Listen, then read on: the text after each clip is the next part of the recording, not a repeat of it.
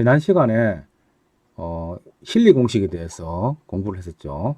그래서 이 힐리 공식을 가지고 이제 문제를 풀어보는 시간을 가지도록 하겠습니다. 자, 예제 4-3입니다. 200페이지, 206페이지 한번 읽어보겠습니다. 직경 400mm, 파이가 400mm입니다.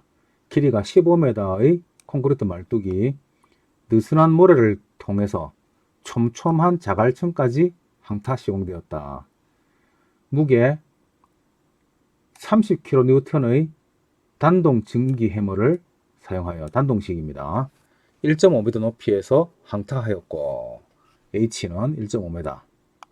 최종 타격 시의 관입량은 3mm였다. 말뚝의 머리에는 5cm 두께의 패킹을 하고 플라스틱 돌리의 헬멧을 씌웠다. 그래서 이걸 가지고 이제 나중에 N을 구하게 되죠. 말뚝의 무게는 74kN, 헬멧과 돌리의 무게는 4kN이다. 말뚝의 극한 지지력을 엔지니어링 뉴즈 공식과 힐리 공식을 사용해서 구하라 이렇게 했습니다. 그래서 먼저 엔지니어링 뉴즈 공식을 가지고 먼저 구해보면 엔지니어링 뉴즈 공식은 안전율을 6을 사용하고 그 다음에 레머 무게 곱하기 낙하고 그래서 30kN 그대로 적용을 하고 그 다음에 낙하고는 1.5m니까 150cm가 되겠죠. 센치로 꽂히려 했습니다. 그리고 관입량이 3mm였으니까 0.3cm가 되겠죠. 그리고 C값은 이렇게 0.2를 적용을 했습니다. 자, 그런데 우리가 앞에서 배운 엔지니어링 뉴즈 공식의 단동식 전개하면은 요 C값을 0.254를 썼죠. 그죠? 254를 썼습니다. 그래서 요거는 잊어먹고 0.254를 씁니다. 자, 0.254를 쓰면은 답이 이게 아니고 1353.79kN이 됩니다. 그래서 이렇게 수정해서 사용하도록 합니다. 자, 다음은 힐리 공식으로 한번 풀어보겠습니다. 자, 해머의 무게가 30kN이고 그 다음에 말뚝 무게가 74, 그 다음에 헬멧과 돌리 무게가 4니까 78kN이 되죠. 여기서 효율을 이제 구하면은 여기 지금 공식 우리 요즘 WR 플러스 WP 분의 WR 더하기 N의 제곱에 WP 이렇게 되어 있죠. 그래서 이 효율을 그대로 계산해 주면은 지금 이렇게 나오게 됩니다. 그래서 0.39가 나왔죠. 그죠? 그리고 기계 해머의 기계 효율은 우리 표를 보면은 이 맥키렌난의 식을 보면은 0.85를 적용을 하게 되어 있죠. 그래서 요거를 적용해서 0.85를 쓰도록 합니다. 지금 결정이 됐고요. 그 다음에 이제 C1, C2, C3를 구하기 위해서 이 세 개의 개수를 구하기 위해서 먼저 타격 응력을 계산을 해봐야 됩니다. 타격 우리가 표에서 보면은 타격 응력으로 여기에 보면은 C1 값을 이렇게 찾게 돼 있죠. 타격 응력의 값에 따라서 C1 값을 찾게 돼 있으니까 이 타격 응력을 현재로서는 타격 응력을 결정을 못하는 상황이니까 먼저 가정을 해서 타격 응력을 계산을 하게 됩니다. 그래서 먼저 대략 지금 우리가 앞에서 그 엔지니어링 뉴즈 공식으로 계산한 게 1300kN 좀 나왔으니까 아무래도 힐리 공식은 이보다 적게 나올 것이다. 그래서 1200kN 정도로 가정을 하겠습니다. 그러면 1200kN을 그 다음에 여기에 말뚝의 단면적 4분의 파이디 제곱으로 나눠주면은 9550kN per 제곱미터 스퀘어 미터가 되죠. 그래서 응력값을 계산을 했습니다. 그러면은 약 이 정도에 되는 응력값에 따라서 C1을 계산을 해보면은 요거는 이제 우리가 그 비례식으로 계산했죠. 여기 보면은 우리가 자 헬멧 아래 75mm 두께 패킹을 한 콘크리트 말뚝일 경우, 그리고 돌리가 있는 헬멧의 콘크리트 또는 강말뚝의 경우, 그 다음에 25mm 패드만 있는 철근 콘크리트 말뚝일 경우, 이래 갖고 이제 여러 가지로 지금 ABC가 이렇게 나오는 것입니다. 저희 ABC에 따라서 지금 우리 골라야 되는데, 자 여기서 C1의 계산에서 문제에 보면은 5cm 두께의 패킹을 하고 그 다음에 플라스틱 돌리의 헬멧을 씌웠습니다. 요거는 지금 패킹도 하고 돌리도 넣고 그런 거니까 여기에 대한 그 캡의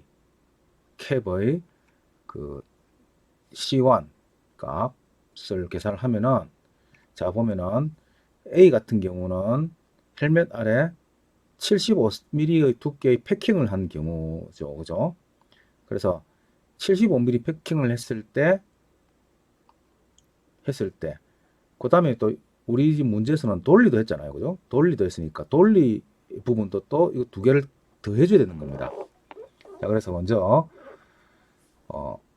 문제에서 50mm의 두께의 패킹을 했다고 했으니까 일단 75mm일 때에서의 C1 값을 먼저 구하고, 자 그러면 아까 그 압축 응력이 계산을 하니까 이제 9550kN per 제곱미터 나왔죠. 그래서 요거는 여기다가 15에 마이너스 4승을 해주면은 0.955가 됩니다. 우리 적용하는 여기 보면은 15에 마이너스 4승을 하게 돼 있죠. 그래서 0.995가 되면은 15에 마이너스 4승을 해주면은 0.95 되면 이 정도 되겠죠. 자 그래서 우리가 0.955에서 이렇게 쭉 올려주면은 이 정도 값이 나옵니다.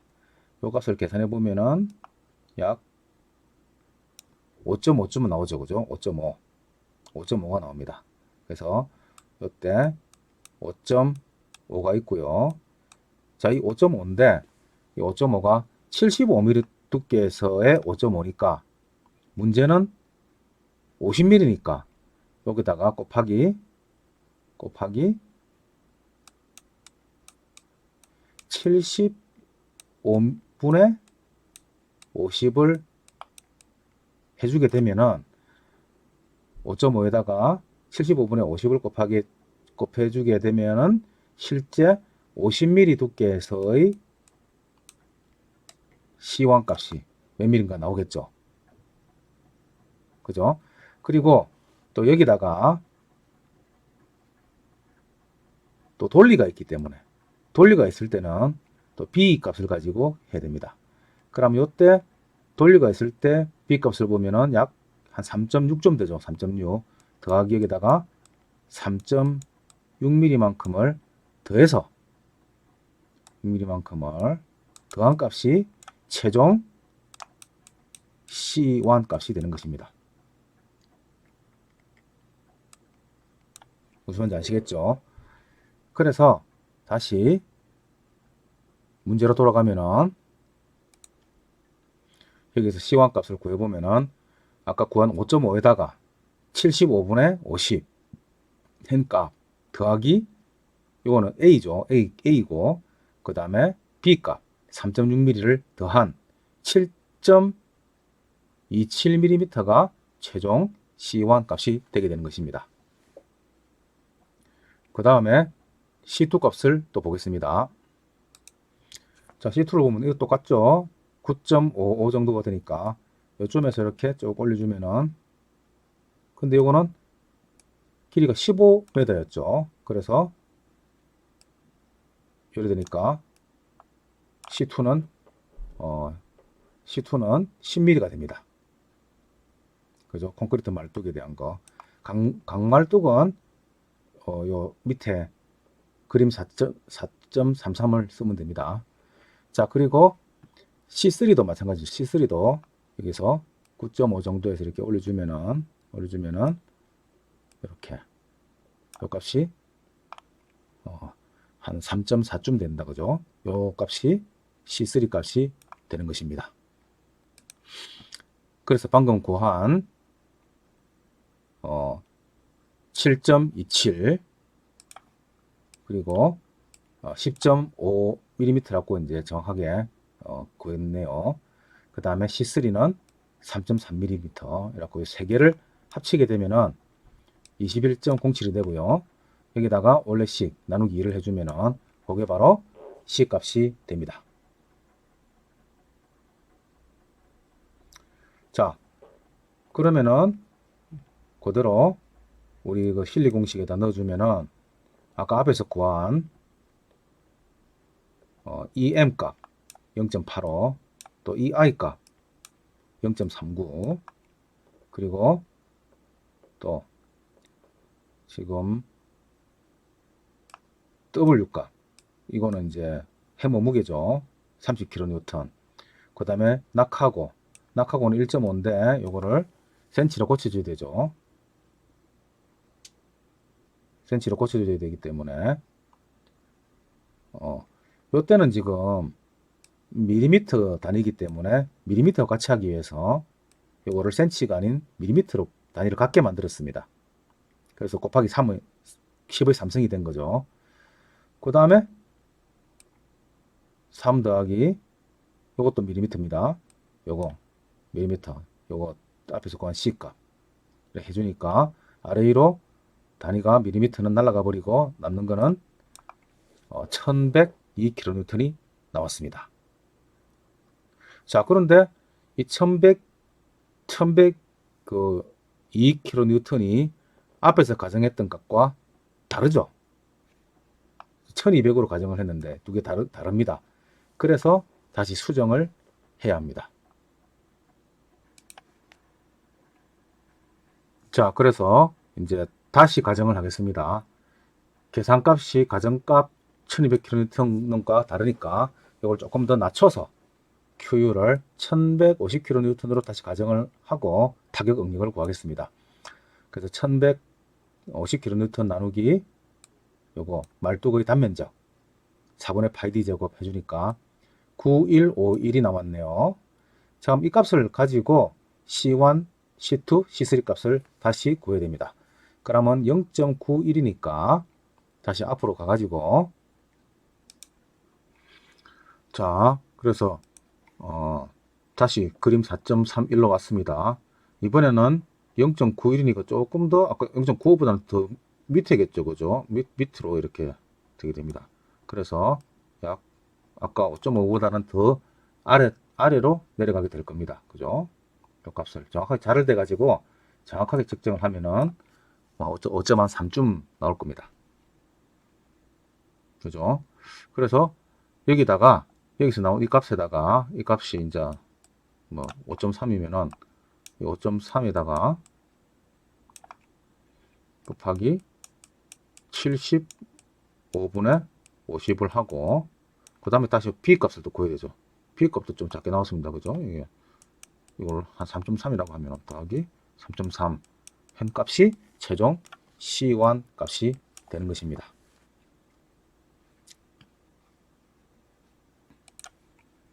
자, 다시 문제를 와보면 지금 5.3에다가 75분의 50을 했고, 그 다음에 아까 내가 3.3이라고 했는데 정확하게 재보면 3.5가 되는 것 같아요. 그래서 이걸 계산을 하면은 7.003mm가 됐습니다. 그 다음에 C2와 C3 값도 구해봅시다. 자, C2와 C3 값도 똑같이 여기서 이렇게 올려주고 보면은 이렇게 10mm, 그 다음에 아까보다 조금 더 밑으로 요래 되니까 이렇게 3.2mm 정도, 3.3이나 이렇게 계산이 되겠죠. 다시 이제 문제로 가보면 여기 보면 이제 10mm, 3.2mm라고 C1, C2, C3 값이 자를 대고 정확하게 이제 구해보면은 이 값이 이렇게 나올 겁니다. 그래서 전체를 더한 값이 20.23이 되고요. 이걸 2로 나눠주면은 전체 C 값이 되게 됩니다. 자, 그것도 똑같이 공식에다 넣어가지고 30 곱하기 1.5 곱하기 mm로 고치기 위해서 12삼성을 하고, 그 다음에 EM, EI 그대로 다 넣고 풀으니까 1137kN이 나왔습니다. 이제 거의 이제 가정하고 비슷하죠. 그래서 이거를 1140kN으로 보고 이거를 안전율 3으로 나눠주니까 380kN이 되었습니다. 그래서 요 파일의 지금 문제에서 말한 직경 400mm 길이 15m의 요 파일의 힐리 공식을 이용해서 구한 값은 안전율이 3을 적용했을 때 380kN이다. 그래서 이 값이 1140이니까 지금 그 엔지니어링 유주 공식으로 구한 것은 1353이니까 이게 좀 더 크게 나오죠. 엔지니어링 유주 공식이 힐리 공식보다 좀 크게 나옵니다. 그래서 우리가 힐리 공식을 이용해서 문제를 한번 풀어보았습니다. 자, 다음 예제 4.5를 또 보도록 하겠습니다. 자, 예제 4.5는 디젤 해머에 대한 문제입니다. 효율 1.0인 디젤 해머를 사용해서 지름 400mm, 길이 10m인 원형 PHC 말뚝을 항타 시공하였다. 이렇게 되어 있죠. 자, 디젤 해머는 상당히 디젤 엔진을 이용하기 때문에 효율이 좋습니다. 그래서 디젤 해머를 한번 또 보도록 하겠습니다. 자, 디젤 해머는 이렇게 생겼습니다. 디젤 해머 영상을 보시면 여기서 디젤 엔진이 폭발하면서 막 이렇게 지금 말뚝을 박는 이런 모습이 나오죠. 디젤 해머는 이렇게 막 경유를 사용하기 때문에 이렇게 연기가 막 이렇게 나오는 이런 특징이 있습니다. 엄청나죠, 힘이. 예.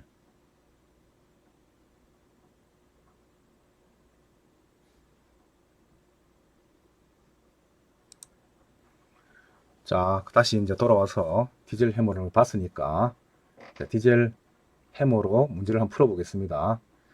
자, 최종 관입 30mm 그 관입하는데 10회의 타격이 필요했다. 자, 반발 개수를 0.4를 반발 개수 n을 0.4로 주어졌고요. 75mm 두께의 쿠션 및 말뚝, 헬멧 등 부속물을 포함한 말뚝의 무게가 34kN. 요거는 이제 전체 무게를 다 그냥 제시를 했습니다. 그 다음 해머 무게 및 낙하고는 20kN 및 1.0m, H는 1.0이 됐습니다. 힐리 공식으로 안전율 3을 적용하여 허용 지지력을 결정하시오. 이렇게 나왔습니다. 자, 그럼 힐리 공식을 그대로 적용을 해보면은 지금 먼저 반발 개수 n을 넣어가지고 풀어보니까 여기 n이죠. 풀어보니까 요거는 해머 무게, 요거는 말뚝 무게, 그죠? 이렇게 풀어보니까 0.471이 나왔습니다. 그래서 이 i는 0.471입니다. 그 다음에 아까 효율이 1.0이라 했죠. 그죠? 그래서 EM은 1입니다. 효율이 아주 좋은 거죠. 자, 그 다음에 이제 C1, C2, C3를 구해야 됩니다. 그래서 먼저 이 이제 C1, C2, C3를 구하기 위해서 이 타격 응력을 먼저 결정을 해야 되는데 대략 이거를 1000kN으로 가정을 합니다. 그래서 여기 가정하는 게 조금 우리 까다롭죠, 그죠? 가정하는 게 좀 까다롭습니다. 그래서 이 대략적으로 C1, C2, C3를 넣어가지고 한번 계산해가지고 이 타격 응력을 결정하는 것도 이것도 요령이 되겠습니다. 자, 그러면 1000으로 가정해서 가정해 보면은 밑에 4분의 파이 d 제곱의 단면적으로 나눠주면은 7957kN per 스퀘어 미터가 됩니다. 그러면은 0.7957이죠. 0.8 정도 잡고 다시 앞으로 가가지고 C1, C2, C3를 구하면 되겠습니다. 자, 그래서 0.8 정도니까 뭐 이쯤 된다, 그죠? 여기서 이렇게 지금 0.8 정도 되니까 쭉 올려보면은 요즘에서 만난다, 그죠? 그래서 만나니까 대략 이렇게 끄어보니까 한 4.5mm쯤 된다, 그죠? 4.5mm 정도가 나왔습니다. 자를 대고 정확하게 끄어야 됩니다. 4.5mm 정도가 C1 값이 이제 구해졌습니다. 다음은 이제 C2 값을 구해보도록 하겠습니다. C2 값은 이게 지금 이제 길이가 10m 말뚝이니까 요 라인이 되겠죠. 10m 라인, 10m고 그 다음에 0.8 정도를 해보면은 0.8 이 정도 되니까 10m 0.8 정도면 요즘 되죠, 그죠? 좀 됩니다. 그래서 요거를 끄보면은 요게 한 6mm 정도가 나오네요, 그죠? 6mm 정도가 C2가 되겠습니다. 그 다음에 C3를 구해봅시다. 이것도 내나 0.8 정도 되니까 여기서부터 이렇게 올려주면은 이렇게 쭉 올려주면은 3mm 정도 된다, 그죠? 3mm 정도가 C3 값이 되겠습니다. 자, 그리고 여기서 구한 값들을 가지고 다시 돌아가서 자, 좀 전에 구한 C1 값 4.5mm, 그 다음에 C2 값 6mm, 그 다음 C3 값 3mm. 요 전부 더하면은 이렇게 되죠. 그 다음에 이거를 2로 나눠주면 됩니다. 2로 나눠주는 거랑 0.5로 곱하는 거 뭐 같은 거죠. 나누기 2를 하든지 뭐 같은 겁니다. 자, 그리고 S값 넣어주고, 그리고 해머 무게, 낙하고, 이건 전부 메타 단위로 고쳤네요. 그죠? 이것도 11-3성을 해줘가지고 메타로 어쨌든 아래 위 분모와 분자의 단위를 똑같이 만들어주는 것이 중요합니다. 그 다음에 효율 1.0, 그 다음에 요거 에너지 효율 EI 임팩트 타격 이제 효율이 되겠죠.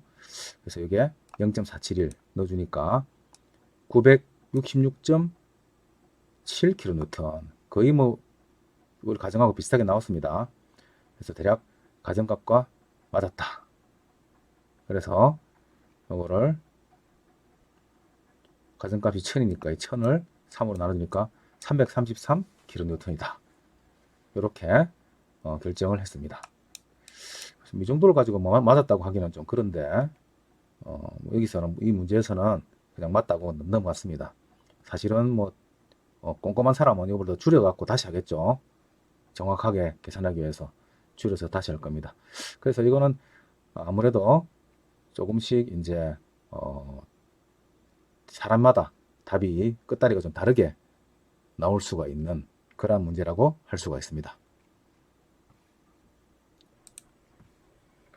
자, 우리 책에서는 208페이지에 보면은 이러한 항타 공식이 얼마나 정확한지 하는 것을 이야기를 해 놓았습니다. 여기 보면은 이 항타 공식이 사실은 아주 라프하기 때문에 많은 논란이 있어 왔어요. 그래서 실제로 이제 그 항타 공식으로 구한 거하고 실제로 측정한 값하고 지금 이제 여기 이게 측정값분의 계산값이고 여기 계산값분의 측정값입니다. 여기 1에 가까우면은 정확한 게 되겠죠. 측정값과 계산값의 차이가 없다는 것이죠. 그래서 보면은 측정값분의 계산값이 보면은 엔지니어링 유주 공식 같은 경우는 어떤 때는 보면 7배 넘게 차이가 나죠. 그죠? 엄청나게 차이가 납니다. 그리고 가우도 마찬가지고 그럼 보면은 실리 공식 같은 경우도 이렇게 뭐 3배에서 3배까지 차이가 이렇게 나는 이러한 범위에 놓여 있습니다. 그래서 이 막대 그래프가 90% 신뢰 구간을 나타내고 그 막대 그래프 중앙 직선은 평균값을 나타내고 있습니다. 여기 이게 평균값이란 말이죠. 이게 지금 그래서 실제로 이제 이 1의 1과는 좀 많이 벗어난 것을 알 수가 있습니다. 그래서 이 방금 그래프를 보듯이 항타 공식의 신뢰도는 아주 크다 할 수 없다, 적다고 얘기하고 있습니다. 특히 점토 집안에 설치된 말뚝에 대한 항타 공식은 셋업 효과에 의해서 더욱더 신뢰성이 저하된다 이렇게 얘기를 하고 있습니다. 자, 여기서 그 셋업 효과가 나왔죠. 그 셋업 효과를 설명을 좀 드리겠습니다. 이 셋업 효과란 것은 그 말뚝을 이제 땅에다 타입을 하게 되면은 타입하고 난 이후로 시간이 경과하면은 그 말뚝이 이제 점점 그 집안이 이제 교란됐다가 다시 원래대로 돌아가면서 점차 말뚝의 지지력이 좀 증가되기도 합니다. 그래서 이걸 시간 경과 효과라고 하는데 시간이 경과되면서 지지력이 증가될 수도 있고 감소될 수도 있는데 시간이 지남에 따라서 지지력이 증가하게 되는 현상을 그 셋업 효과다 이렇게 얘기를 합니다. 그리고 시간이 경과함에 따라서 말뚝의 지지력이 또 감소할 수도 있습니다. 그래서 원래대로 회복되지 못하고 계속 더 감소하는 이러한 집안도 있는데 이러한 현상을 릴락세이션이다 이렇게 정의를 내립니다. 그래서 셋업의 효과의 반대말은 릴락세이션이다, 릴락세이션 효과다 이렇게 이제 보시면 되겠습니다. 그래서 그 보통 보면은 항타를 하고 난 다음에 시간이 경과함에 따라서 지지력이 점점 증가하는 현상이 이제 일어나게 되는데 요거는 주로 말뚝 그 주변이 이제 항타를 하게 되면은 교란이 됐다가 교란된 집안이 이제 회복되는 이제 우리 그거를 틱서트로피라고 하죠. 틱서트로피 우리 배웠죠. 틱서트로피 효과 또는 에이징 효과, 시간 경과에 따라서 이제 회복된다 해서 에이징 효과 뭐 이렇게도 얘기를 합니다. 그래서 그러한 셋업 효과에 따라서 이제 오히려 지지력이 증가되기 때문에 특히 그 점토 집안에서는 이런 현상이 이제 더 많이 일어나게 되죠. 그래서 이 다음과 같은 원인에 의해서 에너지 손실량의 정확한 측정이 어렵다 이렇게 얘기하고 있습니다. 그래서 뭐 참고 사항으로 여러분들이 이거는 그냥 알아두면 되겠습니다. 그래서 이 항타 공식이 그 신뢰성이 나기 때문에 최근에 이 항타 공식을 적용하는 것을 하지 않고 이제 항타 공식을 적용하는 것을 좀 줄어들고 있는 그러한 실정입니다. 여기까지 해서 항타 공식까지 해서 이제 오늘 수업을 마치고요. 예제가 있습니다. 예제는 여러분들이 풀어서 제출하면 되겠습니다. 예제는 1번부터 5번까지 문제가 있는데 요거를 풀어서 다음 주 이 시간까지 제출하시기 바랍니다. 자, 이상으로서 오늘 수업을 마치도록 하겠습니다. 수고 많았습니다.